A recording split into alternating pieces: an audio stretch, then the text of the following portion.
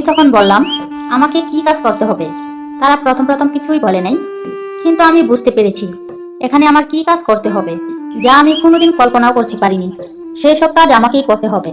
তখন আমি মনে মনে চিন্তা করি, কি পাপ করেছিলাম, কি লোভ করেছি আমি, আমাকে কোথায় নিয়ে আসলো। বেশি লোভ করেছি বলে আজকে আমি এই বিপদে পড়েছি। আমি তখন বললাম আমাকে কি কাজ করতে হবে। তারা প্রথম প্রথম কিছুই বলে নাই, কিন্তু আমি বুঝতে পেরেছি এখানে আমার কি কাজ করতে হবে যা আমি কোনোদিন কল্পনাও করতে পারিনি। সেই সব কাজ আমাকেই করতে হবে। তখন আমি মনে মনে চিন্তা করি, কি পাপ করেছিলাম, কি লোভ করেছি আমি, আমাকে কোথায় নিয়ে আসলো। বেশি লোভ করেছি বলে আজকে আমি এই বিপদে পড়েছি। এই মুহূর্তে যারা আমার এই গল্পটি শুনছেন, আমি সবাইকে আমার মনের কথাটা বলছি। আমি ভালো নেই। ভালো থাকলে কি আর অনলাইনে গল্প বলতে আসি? আমার এই গল্পটি কোটি কোটি মানুষ দেখবে। তো আপনারা নিশ্চয়ই বুঝতে পেরেছেন আমি ভালো নেই। আর কেন ভালো নেই, আমার সেই জীবনের ঘটনাটিই বলবো। আমি একজন গরিব সাধারণ পরিবারের মেয়ে। সাধারণ পরিবার থেকে অসাধারণ হওয়ার জন্য মালয়েশিয়ায় গিয়েছিলাম কাজ করার জন্য। রাতারাতি বড়লোক হয়ে যাব এই স্বপ্ন নিয়ে। কিন্তু সবার স্বপ্ন সত্যি হয় না। আর ছিঁড়াকাটায় শুয়ে লাখ টাকার স্বপ্ন দেখতে নেই, গরিবের মেয়ে কোটিপতি হওয়ার স্বপ্ন দেখতে নেই। তো এই কথাটি আমি এখন বিশ্বাস করছি যে আমার মতো সাধারণ মেয়েরা যদি রাতারাতি বড়লোক হওয়ার চিন্তা করে, তাহলে তাদের জীবনে কত সংগ্রাম, কত কষ্ট করতে হয় তা আপনাদেরকে চোখে আঙ্গুল দিয়ে দেখিয়ে দেব, যাতে করে আমার মতো মেয়েরা আমার এই গল্প থেকে শিক্ষা নিতে পারে। প্রিয় দর্শক, যারা আমার এই গল্পটি শুনছেন, আপনাদেরকে প্রথমে আমার পরিচয়টা দিচ্ছি। আমার নাম মোসাম্মদ বিউটি আক্তার। আমার বাড়ি কেরানীগঞ্জ। কেরানীগঞ্জ চিনেন না এমন কোনো লোক নেই। ঢাকার পাশেই বুড়িগঙ্গা নদী পার হলে কেরানীগঞ্জ থানা উপস্থিত। যদিও আমার বাড়ি ঢাকায়, তবে আমার বাসা একদম গ্রামে পড়েছে। আমার বাবা একজন সাধারণ কৃষক। আমরা 4 বোন 2 ভাই। আমি সবার বড় মেয়ে। আমার বাবা একলা যে ইনকাম করে তা দিয়ে আমাদের সংসার ভালো করে চলে না। এছাড়াও আমাদের ভাই বোনের লেখাপড়ার খরচ জোগাতে আমার বাবাকে অনেক হিমশিম খেতে হয়। তো আমার বয়স যখন 10 বছর, তখন আমি প্রাইমারি পাস করি। প্রাইমারি পাস করার পর আমার অনেক ইচ্ছা ছিল আমি আরো লেখাপড়া করব, হাই স্কুলে ভর্তি হব, ভালো লেখাপড়া করে মাস্টারি করব। এরকম স্বপ্ন মনের মধ্যে ছিল, কেননা আমি ছাত্রী হিসাবে ভালো ছিলাম। আমি যখন ক্লাসে যেতাম, সবার আগে আমি প্রশ্নের উত্তর দিতে পারতাম। আমাকে যে বাড়ির পড়াগুলা দিত তা আমি সবগুলোই মুখস্থ করে যেতাম। আর এ থেকে আমার স্কুলের স্যারেরাও অনেক ভালোবাসতো এবং আমাকে অনেক আদর করতো এবং আমাকে অনেক ভালোবাসতো এবং আমার মাথায় হাত দিয়ে বলতো, আসলেও তুই খুব ভালো মেয়ে রে, গরিব ঘরের মেয়ে এত মেধাবী। তুই যদি বড় লোক ঘরে জন্ম নিতে, তাহলে যে তুই কেমন স্টুডেন্ট হতি। প্রিয় দর্শকরা, যারা আমার এই গল্পটি শুনছেন, আশা করি আপনারা বুঝতেই পেরেছেন যে আমি কেমন স্টুডেন্ট ছিলাম। আমি যখন ক্লাস 5-এ ছিলাম, তখন আমার রুল ছিল 1। তো 1 রুল যার থাকে, নিশ্চয়ই তারা ভালো থাকে, এটা আশা করি সকলেই জানেন। তো আপনাদের কার কার রুল 1 ছিল কমেন্টে জানাবেন। আর যারা প্রিয় দর্শক শ্রোতা, আমি অনেক কষ্ট করে ভিডিওটি করছি, এজন্য আমি SN TV চ্যানেলকে, ইউটিউব চ্যানেলকে কি বলে যে ধন্যবাদ জানাবো তা ভাষা খুঁজে পাই না। প্রিয় দর্শক শ্রোতা, ভাই ও বোনেরা, আমার গল্পটি যারা শুনছেন সবাই একটা করে লাইক দিয়ে দিন এবং বেশি বেশি করে শেয়ার করে দিন, কোটি কোটি মানুষ যেন দেখতে পারে। প্রিয় দর্শক শ্রোতা, তো আমি প্রাইমারি পরীক্ষা দিয়ে ফার্স্ট হই এবং যখন 6-এ ভর্তি হব, আমি আম্মা আব্বাকে বলি আমাকে ভালো একটা স্কুলে ভর্তি করে দেওয়ার জন্য। কিন্তু তারা বলে, মা তোকে আর লেখাপড়া করতে হবে না, দেখ তোর ছোট ভাই বোনদেরকে ঠিক মতন খাওয়াইতে পড়াইতেই পারি না, তো আমরা কিভাবে তোকে লেখাপড়ার খরচ দিব। আমি বললাম, মা তোমরা যেভাবেই হোক আমার খরচ জোগাড় করো, আমি লেখাপড়া করতে চাই, লেখাপড়া করে অনেক বড় হতে চাই। তখন আমার মা বলে, গরিবেরা এত লেখাপড়া করতে পারে না। আমি বললাম, কেন মা, গরিব দেখে কি হয়েছে, আমিও তো একটা মানুষ, আমারও তো 2 হাত 2 পা আছে, আল্লাহ আমাকে ব্রেন দিয়েছে, তাহলে আমি কেন পারবো না। তখন আমি বলি, আমিও পারবো মা, তোমরা শুধু আমাকে সামান্য খরচ দিয়ে যেও, স্কুল থেকে উপবৃত্তির টাকা দেবে, মোটামুটি অনেক খরচ হয়ে যাবে, সামান্য খরচ দিলেই আমার লেখাপড়াটা হয়ে যাবে। আমি তাদেরকে অনেক বুঝিয়ে বলি, তখন মা রাজি হয়। কিন্তু আমার কপালটাই খারাপ। ওদিন বিকালবেলা আমার বাবা যখন বাজার করতে যায়, তখন বাবা আসার সময় অটো রিক্সাটা উল্টে গিয়ে কেটে পড়ে যায়। এতে করে আমার বাবা মারাত্মক আঘাত পায়। প্রিয় দর্শক শ্রোতা, গরিবের জন্য আল্লাহ মনে হয় সহায় হন না, না হলে অনেক কষ্ট করে রাজি করিয়েছিলাম। এই মুহূর্তে কি এই ঘটনাটা ঘটে? তখন বাবাকে নিয়ে সবাই হাসপাতালে দৌড়াদৌড়ি করে। আমার প্রতিবেশী চাচা, দাদারা আমার বাবাকে হাসপাতালে নিয়ে যায়। বলে রাখা দরকার, আমার আপন কোনো চাচা নেই, আমার বাবা একা। তবে আমার 4জন ফুপু আছে। আমার ফুপুরা তাদের ওয়ারিশ নিয়ে গেছে, যার কারণে আমার বাবার একদম সামান্য সম্পদ রয়েছে এবং ফুপুরাও আমাদের খোঁজ খবর নেয় না।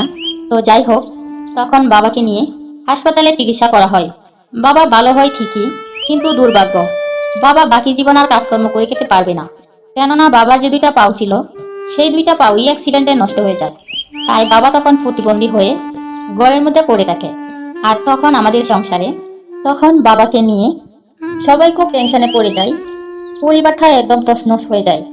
সকালবেলা বাবা ছিল ভালো মানুষ। প্রিয় দর্শক শ্রোতা, আপনাদের কার কার জীবনে আমার মতো এরকম ঘটনা ঘটেছে? যদি আমার ঘটনার সাথে কেউ ঘটনা মিলে যায়, তাহলে কমেন্ট বক্সে জানিয়ে দিবেন। প্রিয় দর্শক শ্রোতা, তখন তো আর আমি তত বেশি বুঝি না।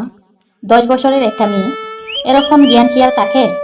তখন আমার মা, আমরা 6 ভাই বোনকে নিয়ে বড় ধরনের বিপদের মধ্যেই পড়ে যায়। মা তখন কি করবে কোনো দিশাই পায় না।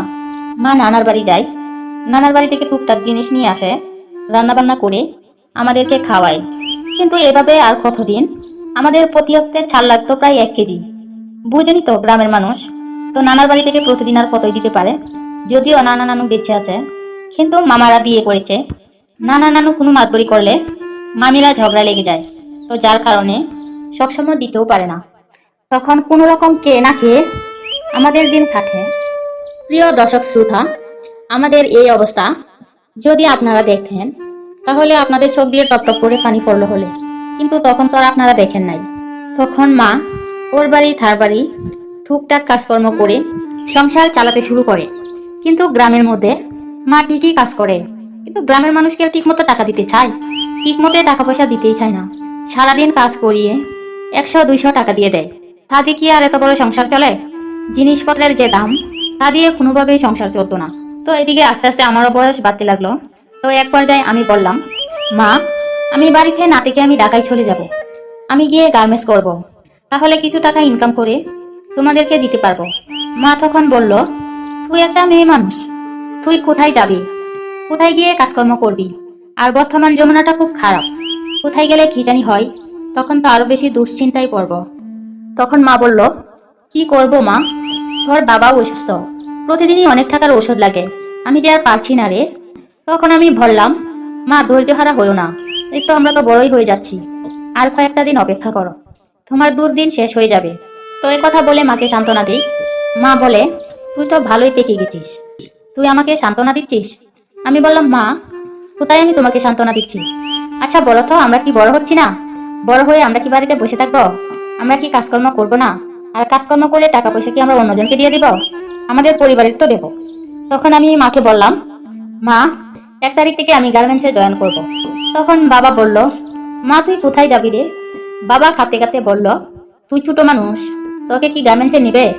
আমি বললাম, বাবা, গিয়ে দেখি, যদি নেই তাহলে তো ভালোই হবে, আর যদি না নেই কোনো একটা বাসার কাজ নেব। বাবা তখন বলল, হাই বিধাতা, তোমার এই কি খেলা? আমার মেয়ে পরের বাসায় গিয়ে কাজ করবে? এটাও আমার কানে শুনতে হলো। তখন আমি বললাম, বাবা, তুমি এভাবে বলছো কেন? বাসায় কাজ করলে কি মানুষ ছোট হয়ে যায়? তুমি ভুল বলেছ। বাসার কাজ করলে মানুষ ছোট হয় না, কোনো কাজেই মানুষ ছোট হয় না। কাজ করেই তো আমাদেরকে খেতে হবে। বড় লোকরা কি কাজ করে না? বড় লোকরা কি বসে বসে খেতে পারে?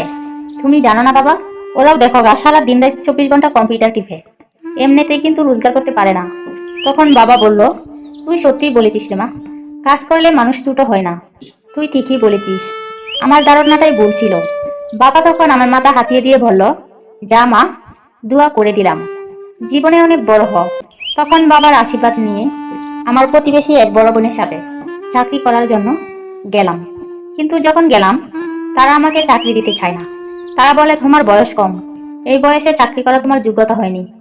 তখন আমার প্রতিবেশী বোন বলল, তুই এখন কি করবি? তোকে তো গার্মেন্টসও নিচ্ছে না।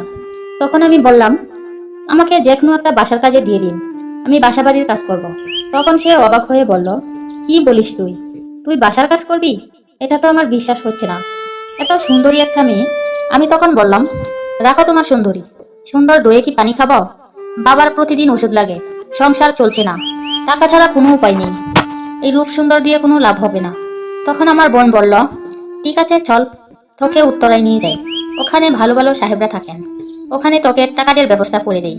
তো আমি তখন বললাম, ঠিক আছে, যদি আমাকে একটা কাজের ব্যবস্থা করে দিতে পারো তাহলে আমি সারা জীবন তোমার ঋণী থাকবো। তখন সে বলল, এভাবে বলছিস কেন? তোকে একটা কাজের ব্যবস্থা করে দেব, এটা কি কঠিন কোনো বিষয় হলো?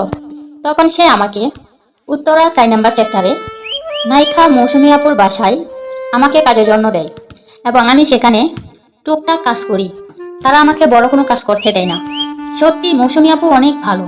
তারপর অমিত ওমর সানি ভাইয়া, সে অনেক ভালো। সিনেমাতে অনেক খারাপ অভিনয় করলেও বাস্তবে তার মতো মানুষই হয় না। তো আমি তাদের বাসাতেই কাজকাম করতেছি। মোটামুটি যে টাকা পয়সা পাই কম বেশ করে বাড়িতে পাঠাতে পারি, এবং তা দিয়ে আমাদের সংসার ভালোই চলে। তখন মা, বাবা, ভাই বোন ভালোই চলছিল। কিন্তু যখন আমার বয়স 16 হলো তখন তো আমাদের খরচ আরো বেশি বেড়ে যায়, কিন্তু আমার চাকরির বেতন আর বাড়ে না। তখন মৌসুমী আপুকে আমি বলি যে, আপু, আমি চাকরি করতে পারবো না, আমার আরো অনেক বেশি টাকার প্রয়োজন, ছোট ভাই বোনদেরকে লেখাপড়া করাতে হবে। তখন মৌসুমী আপু বলল, এটা কোনো সমস্যা নয়, তুমি যদি চাকরি না করো, না করতে পারো, কেন না? আমার বাসায় তোমার মতো 4 জন মেয়ে আছে। তোমাকে যদি অনেক বেশি টাকা দিতে হয় তাহলে তো তাদেরকেও বেতন বাড়াতে হবে। তো তোমার দাবি আমি মানতে পারবো না। তখন মৌসুমী আপু বলল, তুমি তাহলে অন্য জায়গায় চাকরি দেখতে পারো। আমি তখন বললাম, ঠিক আছে আপু। তখন আমি আমার সেই বোনের সাথে যোগাযোগ করলাম এবং আমার সমস্ত কথা তাকে বললাম। সে আমার সব ঘটনা শুনে বলল, বাংলাদেশে তুই এর চেয়ে আর বেশি বেতন পাবি না। তখন আমি বললাম, এই টাকা দিয়ে আমার কিছুই হয় না, আমার আরো অনেক বেশি টাকার প্রয়োজন। আমি কিভাবে আরো অনেক বেশি টাকা রোজগার করতে পারবো? আমাকে সেই রাস্তাটা দেখিয়ে দাও।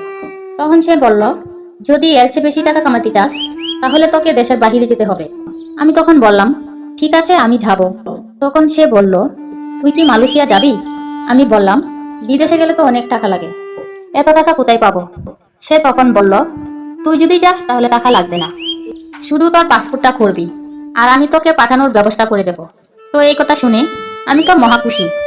টাকা ছাড়াই বিদেশ যাব, মাসে 1 লক্ষ টাকা করে কামাবো, 12 মাসে 12 লাখ, 5 বছর থাকতে পারলে 50-60 লাখ টাকা কামানো যাবে। তখন দেখি আমার চোখের সামনে শুধু টাকা আর টাকাই ভাসে। তখন কি করব আর বুঝতে পারছি না, শুধু টাকার স্বপ্ন। তখন আমি তাকে বললাম, আমি বাড়িতে গিয়ে পাসপোর্টটা করে আসি। এবং তখন আমি বাসা থেকে ছুটি নিয়ে বাড়িতে গিয়ে পাসপোর্টটা করি এবং আমি পাসপোর্টটা জমা দিই। মাত্র 15 দিনের মধ্যেই আমি মালয়েশিয়ায় চলে যাই। মালয়েশিয়ায় গিয়ে আমি তো চমকে যাই। এত সুন্দর দেশ, এত বড় বড় বিল্ডিং, আপনাদেরকে বলে বোঝানো যাবে না। প্রিয় দর্শক শ্রোতা, আপনারা কারা কারা মালয়েশিয়ায় গিয়েছেন, কাদের অভিজ্ঞতা আছে আপনারা কমেন্টে জানাবেন। তারপর সেখানে নিয়ে আমাকে একটা হোটেলে উঠায় এবং বলে, এই হোটেলেই তোমার চাকরি।